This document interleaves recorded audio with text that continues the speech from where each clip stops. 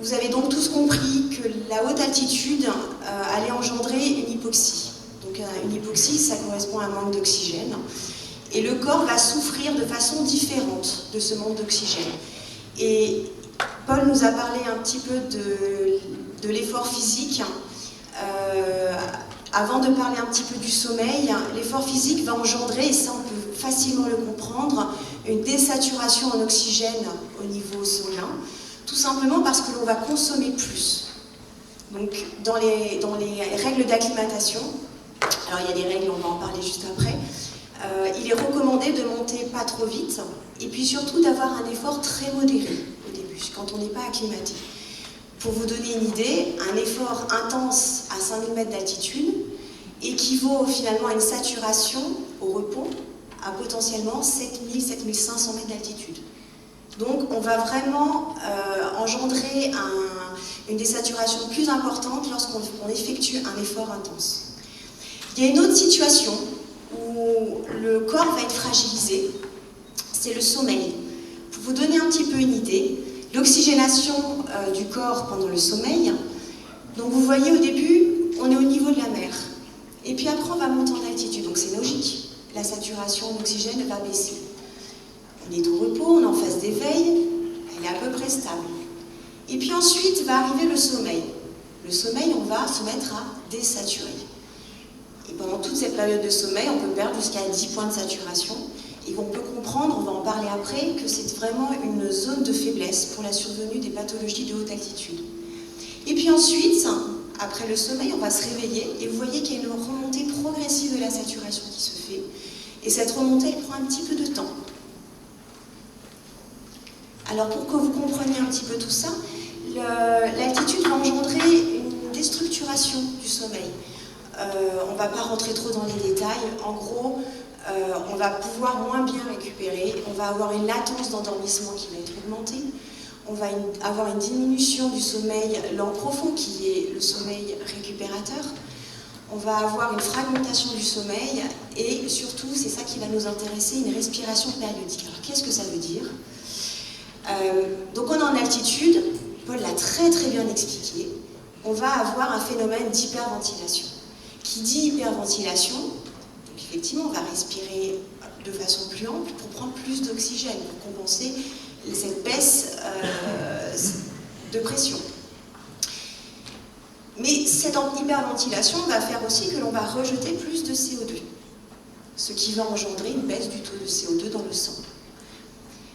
Et en phase d'éveil, on va réussir à compenser, je ne vais pas rentrer dans les détails physiopathes au niveau rénal, mais en phase de sommeil, le cerveau ne va pas tolérer un niveau de CO2 trop bas.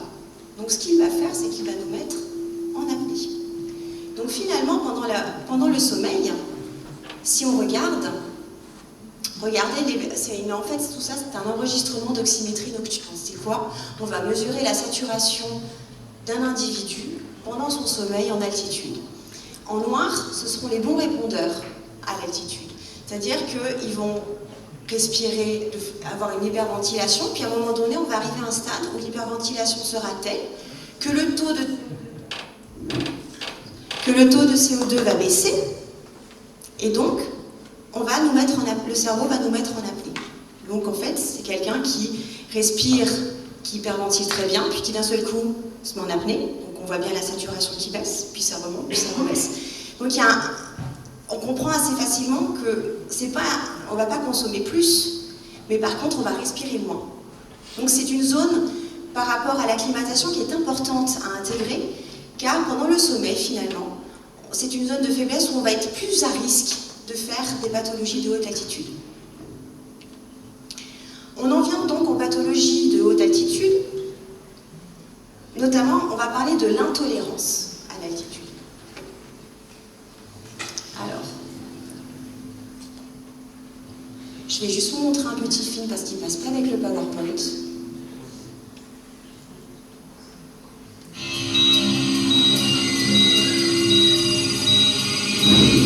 Le cerveau est de loin l'organe le plus sensible à l'hypoxie. À l'intérieur, la circulation sanguine est séparée des neurones par une barrière imperméable. Mais quand l'oxygène vient à manquer, cette barrière se fragilise. La paroi des vaisseaux sanguins devient perméable. Le liquide contenu dans le sang se déverse dans le cerveau et celui-ci se met à gonfler.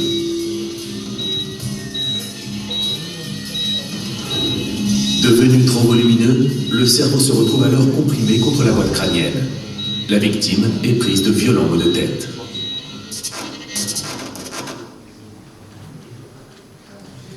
Alors, c'est très simplifié, hein. Excusez-moi, on y retourne. Donc, c'est très vulgarisé, c'est très simplifié, mais effectivement, un des premiers, on va dire des principaux signes du mal aigu des montagnes, ce sont les maux de tête. On va appeler céphalée, mais on va parler simplement, on va parler de maux de tête. Petit rappel, c'est que quand même, quand on monte en altitude, c'est normal de souffrir du manque d'oxygène. On souffre quasiment tous du manque d'oxygène. Et sans acclimatation, il y a à peu près 70% des sujets qui vont souffrir de l'altitude à 4000 mètres d'altitude. C'est tout à fait normal, ce n'est pas un signe de faiblesse personnelle. Le mal aigu des montagnes va survenir pendant cette phase d'acclimatation. En fait, c'est tout le temps nécessaire au corps pour justement agir sur l'augmentation du nombre de globules rouges et la diminution du volume plasmatique. Donc, pendant cette phase-là, notre corps va être beaucoup plus vulnérable et on est à risque de souffrir du mal aigu des montagnes. Bien entendu, le mal aigu des montagnes, il peut être le prodrome de complications sévères, notamment l'œdème cérébral de haute altitude, on va l'aborder rapidement. Et l'intensité de la survenue du mal aigu des montagnes est directement corrélée à la vitesse d'ascension. Il y a des règles qui ont été admises. On ne doit pas dépasser 400 mètres de dénivelé entre 2 nuits consécutives au-delà de 3000 mètres. Ce qui veut dire qu'à partir du moment où on est à 3000 mètres, normalement, si on passe la première nuit à 3100, la nuit suivante, elle ne doit pas être au-delà de 3500 mètres. On peut monter plus haut dans la journée, ça c'est pas un problème. Par contre, la nuit, elle doit se faire pas plus de 400 mètres de dénivelé au-dessus de la nuit précédente. Et ça, vous le comprenez bien avec ce qu'on vient de voir au niveau du sommeil. Le sommeil est une zone de faiblesse, c'est un moment où on va désaturer et on sera plus à risque de souffrir de l'altitude.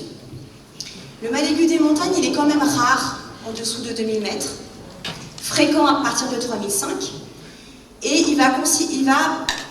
ce seront les sujets non acclimatés qui seront concernés. Un sujet acclimaté, il n'y a pas de raison qu'il souffre du mal aigu des montagnes. Il y a un élément qui est important à prendre en compte. Vous êtes tous déjà montés au sommet de l'Aiguille pour faire une vallée blanche. Alors oui, si vous montez les marches de A2, vous allez être un petit peu essoufflé, mais vous n'allez pas avoir de suite mal à la tête, avoir la nausée, avoir tous les signes du mal aigu des montagnes. Il y a cette phase blanche, cette phase finalement qui est asymptomatique, peu symptomatique, qui peut durer 4 à 8 heures. C'est-à-dire qu'on n'a pas de symptômes, on ne se sent pas particulièrement mal, si ce n'est que si on fait un exercice, on est essoufflé. Et c'est après cette phase blanche que vont survenir les symptômes. Et cette phase, elle est un peu piège, parce qu'on se dit, ouais, je suis arrivée en altitude, ça va super, j'ai pas de maux de tête, je suis en pleine forme, tout va bien se passer. Et puis certains qui sont un petit peu entraînés, un petit peu excités, vont avoir envie d'aller se faire sur un camp de base un petit footing ou d'aller faire un exercice. Et je vous ai expliqué juste avant, l'exercice, qu'est-ce qu'il va faire? Il va nous faire désaturer. Parce qu'on va consommer plus d'oxygène. Donc au contraire, normalement, c'est pas parce qu'on n'a aucun symptôme au départ que tout se passe bien. Il faut vraiment avoir en tête cette phase blanche. Ensuite, les signes, alors c'est vraiment simplifié, hein. En numéro 1, les maux de tête, parce que c'est ce qu'il y a de plus fréquent. Les troubles du sommeil, encore que certains reviennent là-dessus sur le fait que ce soit vraiment un symptôme du mal aigu des montagnes. Les troubles digestifs, ça peut aller des nausées, diarrhée, anorexie, vomissements. Et puis il y a d'autres signes comme la fatigue, l'essoufflement à l'effort, la sensation d'ébriété, de vertige, une diminution de la diurèse, et surtout il y a un signe qui est récurrent, c'est le déni des symptômes. On a toujours envie d'attribuer les signes de la maladaptation à la haute altitude à autre chose. Quelqu'un qui a mal à la tête va dire oui mais c'est normal, je suis migraineux, ou j'ai mal dormi, non mais c'est normal, je dors jamais bien de toute façon. Donc on va toujours trouver une autre raison qui pourrait expliquer les symptômes en fait qui sont normalement liés à la haute altitude. Petit rappel, c'est le score de Hackett, donc on peut scorer l'intensité du mal aigu des montagnes. Vous voyez, chaque symptôme vaut un point, c'est-à-dire que les maux de tête, ça vaut un point. Nausée ou anorexie, ça vaut 1 point. Insomnie, 1 point. Sensation vertigineuse de tête légère, 1 point. Après, si on commence à avoir des maux de tête qui sont résistants au traitement antalgique, c'est-à-dire qu'on a pris un paracétamol ou un médicament qui va calmer la douleur, mais ces maux de tête persistent. Là, on est quand même sur un niveau un petit peu plus élevé. On va dire que ça équivaut à 2 points. Les vomissements, 2 points également. Les difficultés respiratoires au repos, alors encore qu'on verra après que des difficultés respiratoires au repos, c'est quand même très évocateur d'œdème pulmonaire qui débute.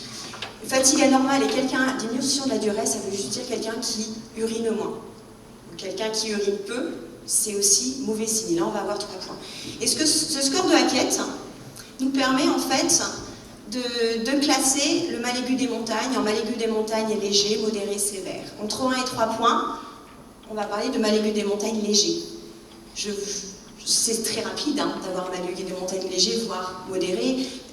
Qui n'a pas mal à la tête, qui a pas moins faim, qui va moins manger, des troubles du sommeil, finalement on arrive vite à 4 points de façon indépendante. Et c'est pas mal en fait quand on est en altitude de revenir à des choses assez simples et puis de s'évaluer soi-même ou d'évaluer les autres et se rendre compte que finalement on souffre réellement du mal aigu des montagnes et puis parfois de façon modérée et pas que légère.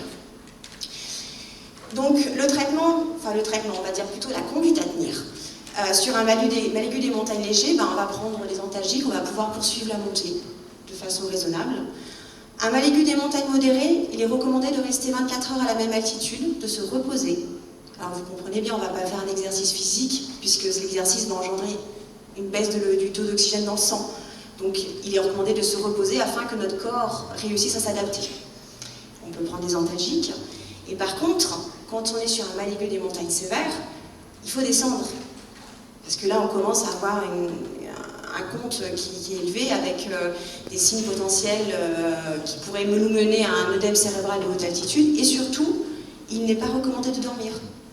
Parce que si on a déjà a priori un niveau de saturation faible, si on dort, je vous ai expliqué qu'on allait perdre des points de saturation, le corps risque de basculer dans une complication qui là peut être fatale du mal aigu des montagnes. Alors quels sont les facteurs favorisants du mal aigu des montagnes? Effectivement, alors il y a des facteurs favorisants, il y a la vitesse de montée. Ceux qui vont partir et qui vont atterrir d'emblée à La Paz ou au Ladakh, on ne va pas du tout respecter les paliers d'acclimatation. On va arriver d'emblée à 4000. 3006 pour le Ladakh. Une altitude élevée d'emblée, c'est ce que je vous disais. Un exercice intense en début de séjour. Pendant cette phase d'acclimatation, il faut essayer de modérer son exercice. Il ne faut pas se mettre dans le rouge. La déshydratation et l'anxiété. Après, il y a des facteurs prédisposants individuels. Il y a certaines personnes qui ont des mauvaises réponses au test à l'hypoxie, qui est le test du professeur Richali, qui nous permet d'évaluer quelle est la réponse ventilatoire et quelle est la réponse cardiaque à l'hypoxie. Il y a certaines personnes qui ont une mauvaise réponse ventilatoire, d'autres une mauvaise réponse cardiaque. L'obésité, c'est un facteur de risque. Le ronfleur, c'est la personne qui fait des apnées du sommeil. On l'entend assez, la personne qui fait des apnées du sommeil, a priori, si on rajoute des apnées centrales liées à la haute altitude, elle va d'autant plus souffrir du manque d'oxygène. Les sujets migraineux et les sujets, écoutez-moi bien, pour les futurs pros, super entraînés. Alors peut-être parce que vous n'arrivez pas trop à vous calmer quand vous avez l'altitude, c'est dur de rien faire. Et puis certainement aussi parce que vous avez une consommation plus importante de par votre métabolisme en oxygène. Alors le traitement médical du mal aigu des montagnes, on l'a vu rapidement, on peut prendre des comprimés, le Diamox, acétazolamide. Ce traitement, alors moyennant une consultation de montagne en amont, il peut être pris éventuellement en prévention pour les sujets qui sont à risque de faire un mal aigu des montagnes plus sévère. Mais c'est à débuter 48 heures avant la montée en altitude et à poursuivre jusqu'à l'altitude maximale. C'est-à-dire que si vous montez et que vous poursuivez votre montée, il ne faut pas interrompre le Diamox en pleine montée. Vous pouvez l'interrompre si à un moment donné il y a une phase de palier à la même altitude, parce que finalement, alors je vais vraiment simplifier, mais c'est comme si votre corps intégrait qu'on était un petit peu moins haut. Et si on l'arrête alors qu'on était en pleine ascension, le corps pourrait intégrer qu'on fait une montée rapide. Ça paraît clair? Pas trop clair? Ça va. Et en traitement curatif, le Diamox est intéressant pour les troubles du sommeil. Alors que c'est vrai que quand on a plusieurs nuits consécutives où on dort extrêmement mal à cause de l'altitude, le Diamox, on va pas expliquer les mécanismes en détail, mais va nous permettre d'avoir moins d'apnée, tout simplement parce qu'on va avoir notre taux de CO2 qui sera moins bas.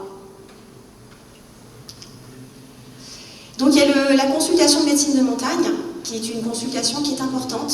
On va parler de prépa d'expé après.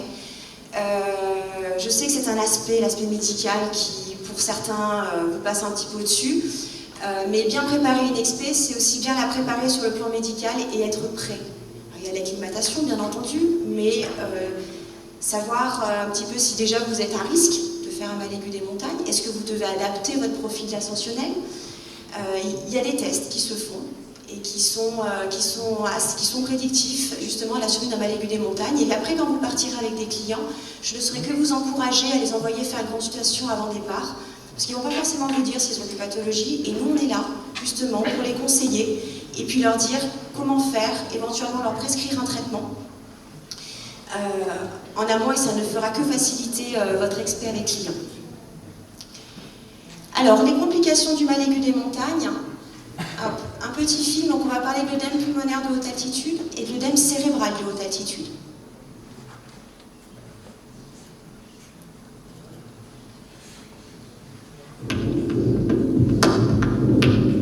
À cause de l'altitude, les vaisseaux sanguins des poumons se sont contractés et la pression sanguine a considérablement augmenté. Fragilisée par le manque d'oxygène, la paroi de ces vaisseaux est devenue incapable de résister à la surpression. L'eau contenue dans le sang s'est déversée dans les alvéoles. Les poumons se sont noyés, la victime s'est asphyxiée. C'est l'œdème pulmonaire.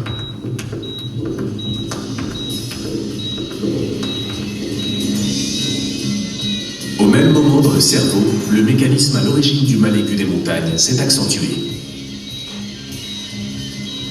De plus en plus comprimé dans la boîte crânienne, le système nerveux est devenu incapable de fonctionner normalement. La victime est atteinte de troubles neurologiques pouvant aller jusqu'au coma. C'est l'œdème cérébral.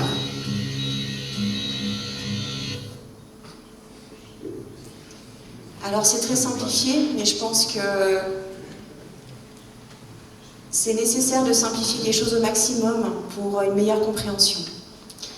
Alors vous avez vu, l'œdème pulmonaire, en fait la victime, elle va se noyer. Tout simplement, alors Paul l'a évoqué, on ne va pas rentrer dans les détails physiopathologiques qui sont quand même assez complexes. La pression va augmenter effectivement au niveau artériel pulmonaire, entre le cœur et les poumons.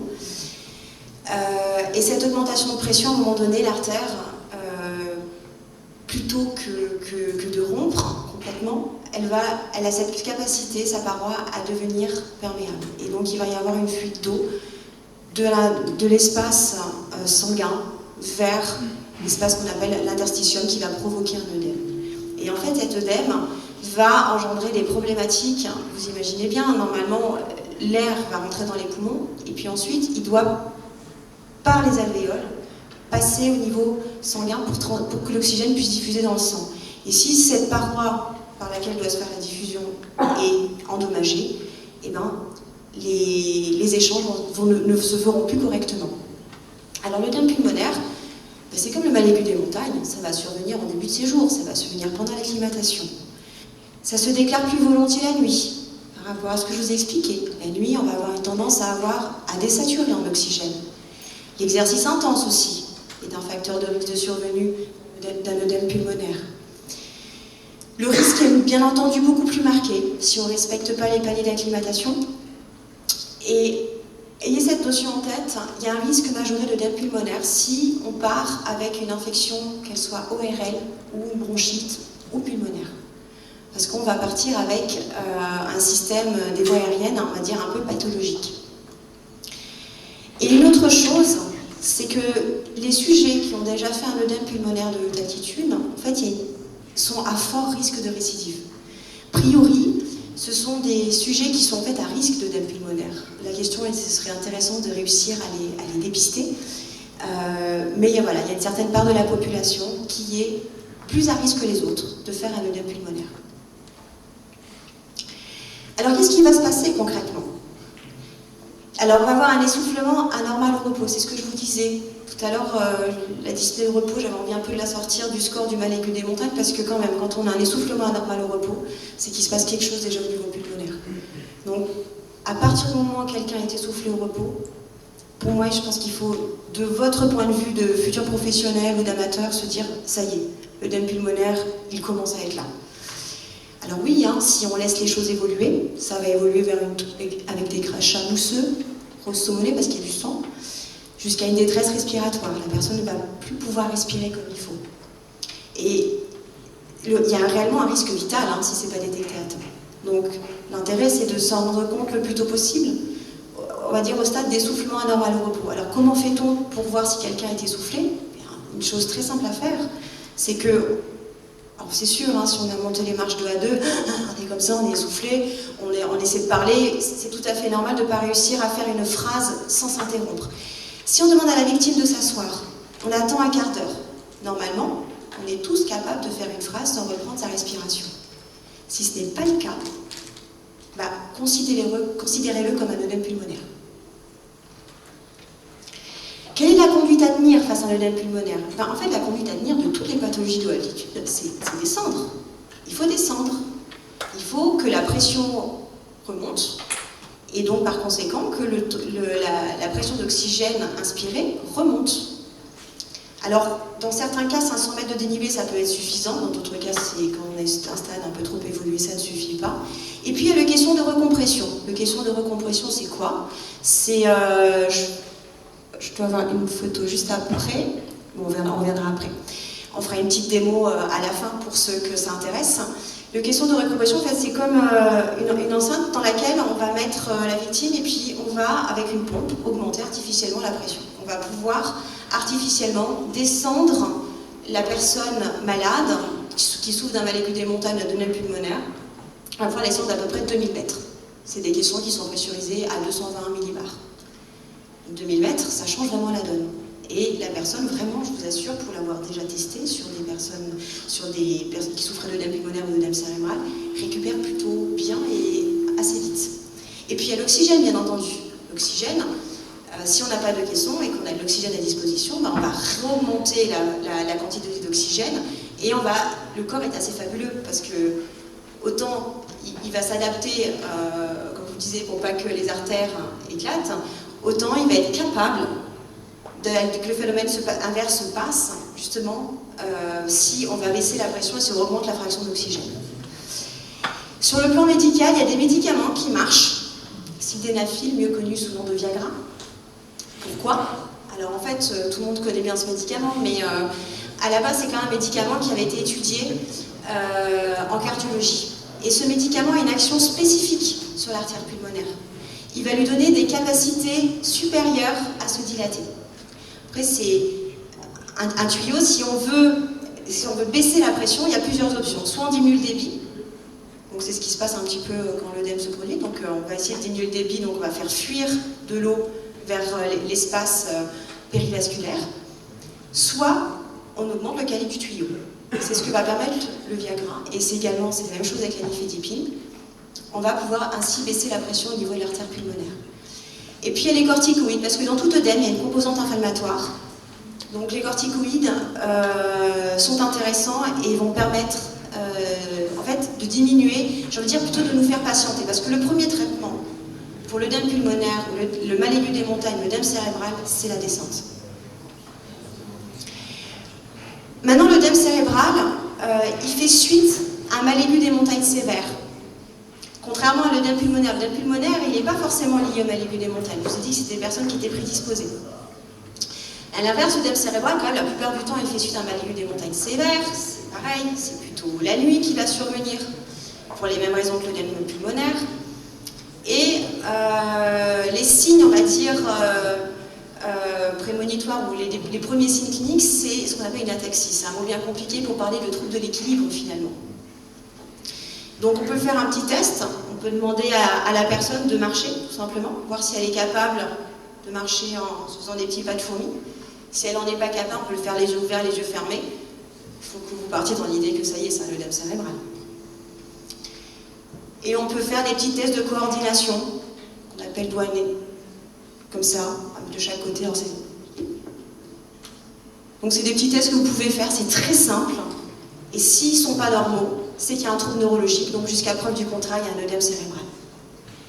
Il peut y avoir également des troubles du comportement, quelqu'un qui va être apathique, ou plutôt à l'inverse, exubérant, il peut avoir des délires, des hallucinations, mais surtout, il y a un déni des symptômes, on a une victime qui est, pour le coup, là, pas très coopérante. Autant l'œdème pulmonaire est en train de s'étouffer, il va appeler à l'aide, autant l'œdème cérébral, alors là, il s'en fiche complètement, il va faire sa vie, il peut se désencorder, il peut partir, il ne se rend pas compte de ce qui lui arrive. Et la seule façon de mettre en évidence un œdème cérébral, c'est pas nous-mêmes, ce sont les autres qui vont s'en rendre compte. Donc finalement, quand vous partez en haute altitude, mais surveillez-vous les uns les autres. Connaissez-vous. Prenez le temps de vous connaître, de voir est-ce que, tiens, ce comportement il est bizarre, il n'est pas tout à fait normal. Voilà, il faut communiquer. La conduite à tenir, elle est la même, hein. C'est assez simple finalement en altitude, hein. Il faut descendre. Ça va pas, il faut descendre. Le caisson de recompression, c'est, comme je vous l'ai dit tout à l'heure, une descente artificielle. L'oxygène va permettre de faire remonter l'oxygène dans le sang.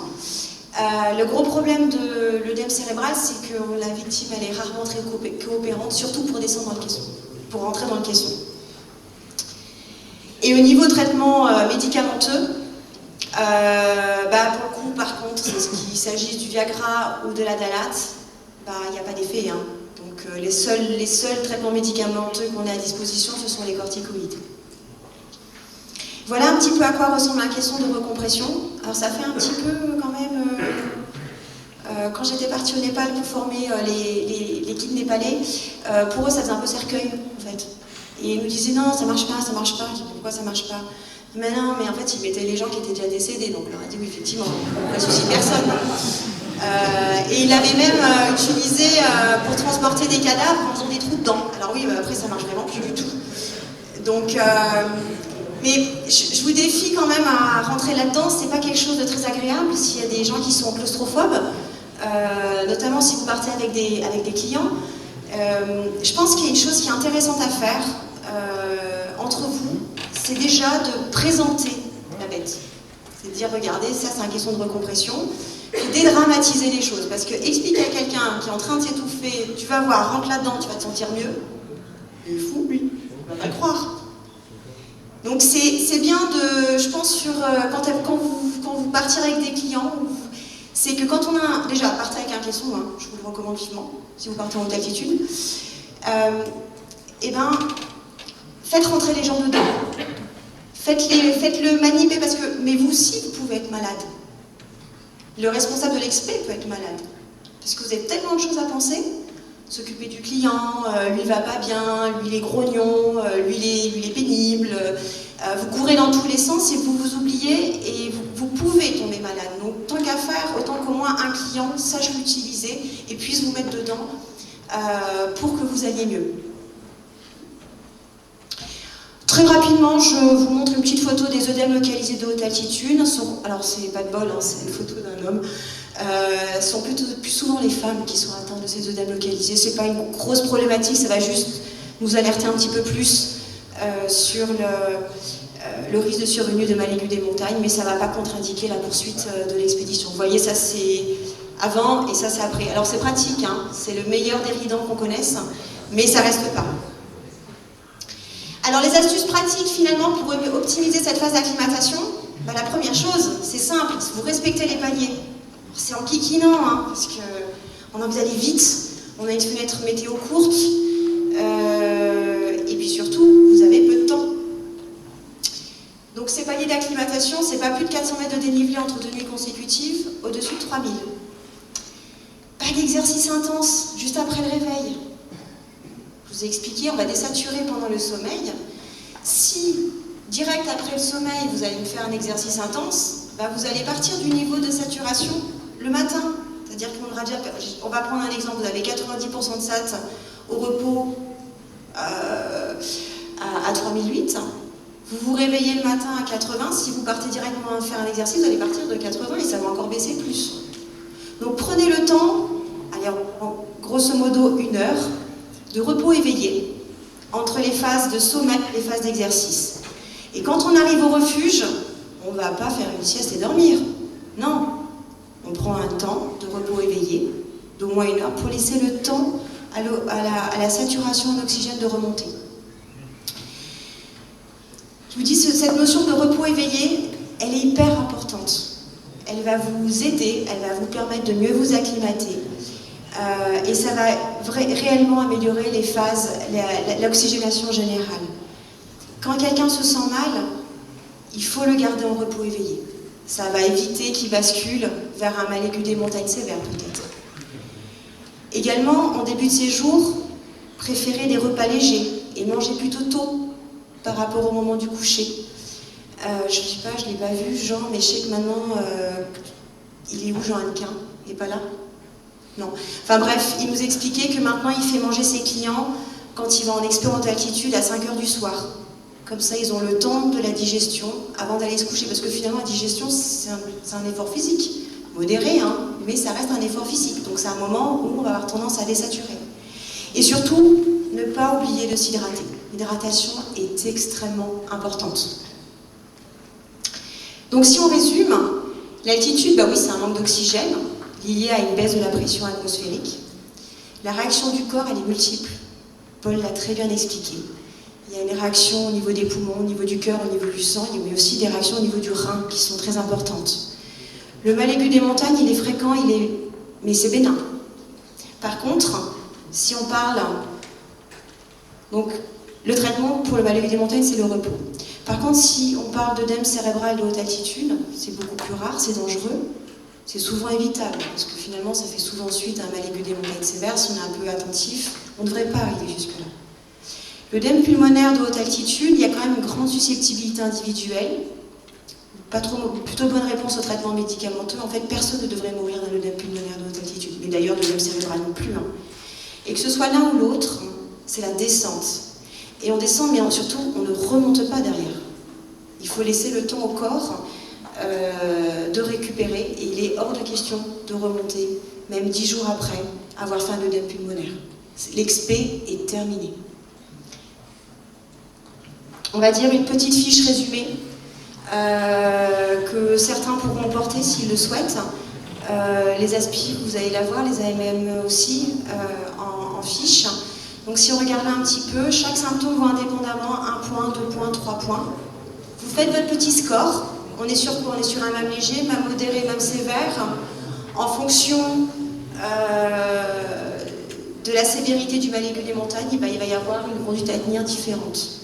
Et bien entendu, dès qu'on passe au stade d'œdème cérébral ou d'œdème pulmonaire, le traitement c'est la descente, une évacuation vers un hôpital et surtout une interdiction de remontée. Et quoi qu'il arrive, en l'absence de cause évidente, quand un alpiniste n'est pas bien, si vous pouvez juste retenir une chose, c'est que jusqu'à preuve du contraire, son mal-être est lié à la haute altitude. Ça, c'est une règle à suivre. Mais c'est pas lié à autre chose. Après la prépa d'expé, donc c'est important de se préparer avant le départ. François va vous en parler. Il y a tous les aspects logistiques, mais il y a également des aspects médicaux. Et quand ils sont partis avec Sophie Lavaux à l'Everest, ils sont venus en amont se préparer. Ils ont fait 2 journées de formation SOS MAM à l'Ifremont. Donc c'est intense, hein, ces 2 journées.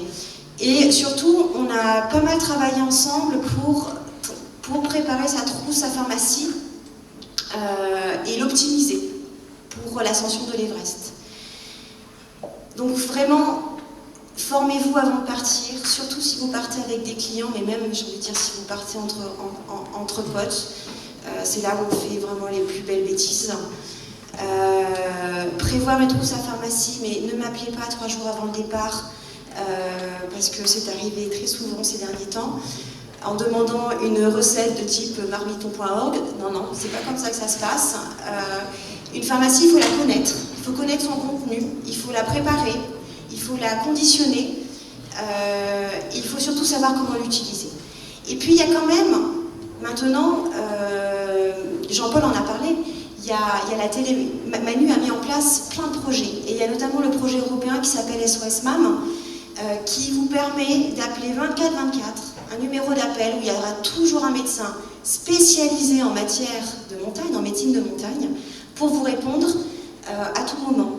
Donc, formez-vous, et puis derrière, vous pouvez utiliser la télémédecine, et si vous avez un souci, vous pouvez appeler à tout moment un médecin qui sera compétent pour vous aider et vous orienter dans vos démarches à suivre.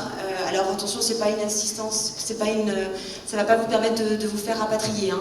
Mais en tous les cas, je pense que certains ont déjà eu affaire au SOS MAM ou appel à un ami. Vraiment, ça peut vous sortir de la panade.